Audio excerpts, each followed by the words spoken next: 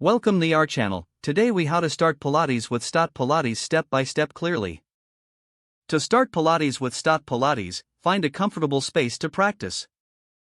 Gather any necessary equipment, such as a yoga mat, resistance bands, or a reformer machine.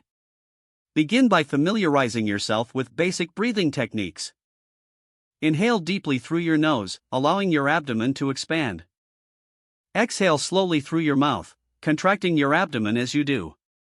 Next, learn proper alignment by standing tall with your feet hip-width apart. Engage your core muscles, drawing your navel toward your spine. Focus on maintaining a neutral spine throughout your practice. Incorporate a few gentle stretches to warm up your body. Start with the cat-cow stretch to mobilize your spine. Next, perform some lateral stretches to lengthen your sides. Once warmed up, choose a few beginner Stott Pilates exercises. Begin with the basic pelvic curl to engage your glutes and lower back. Follow this with the chest lift to strengthen your abdominal muscles. Incorporate the leg slide to work on stability and control. As you progress, add in the spine twist for flexibility in your torso. Remember to move slowly and mindfully, prioritizing quality over quantity. Listen to your body and modify any exercises as needed. End your session with a few minutes of relaxation.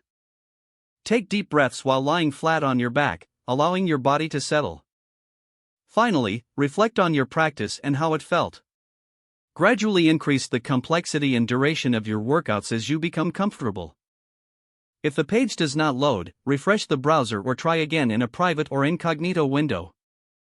Make sure you are using the correct email address, then retype it carefully to avoid small typos. If your password is not accepted, use the reset option and create a new strong password you can remember. Check your spam folder for verification or security emails, then complete any requested confirmation steps.